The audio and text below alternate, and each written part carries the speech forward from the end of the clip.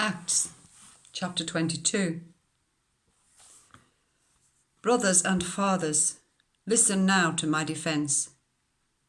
When they heard him speak to them in Aramaic, they became very quiet. Then Paul said, I am a Jew, born in Tarsus of Cilicia, but brought up in this city. I studied under Gamaliel and was thoroughly trained in the law of our ancestors. I was just as zealous for God as any of you are today.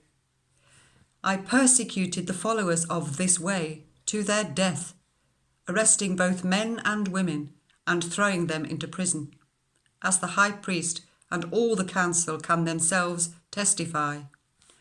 I even obtained letters from them to their associates in Damascus, and went there to bring these people as prisoners to Jerusalem to be punished. About noon, as I came near Damascus, suddenly a bright light from heaven flashed around me. I fell to the ground and heard a voice say to me, Saul, Saul, why do you persecute me? Who are you, Lord? I asked.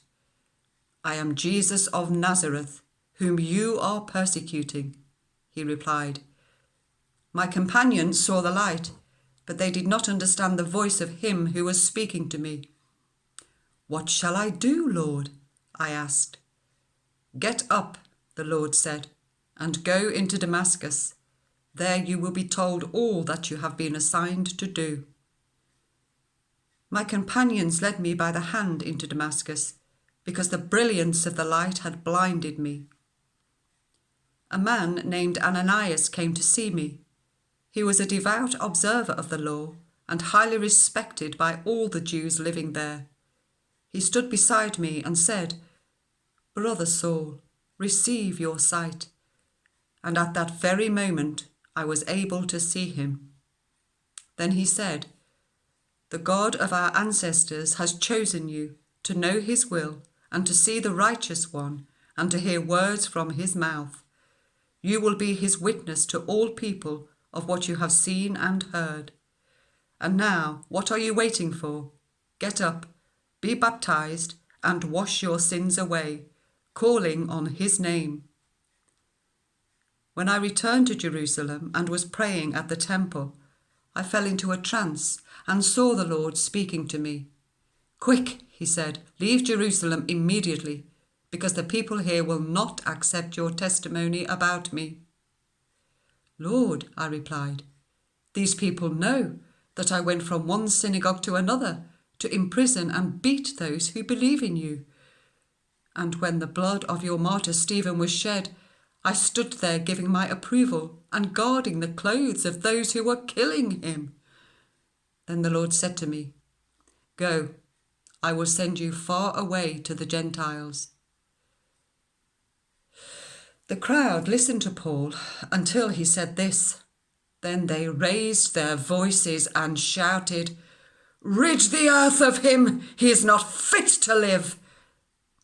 As they were shouting and throwing off their cloaks and flinging dust into the air, the commander ordered that Paul be taken into the barracks.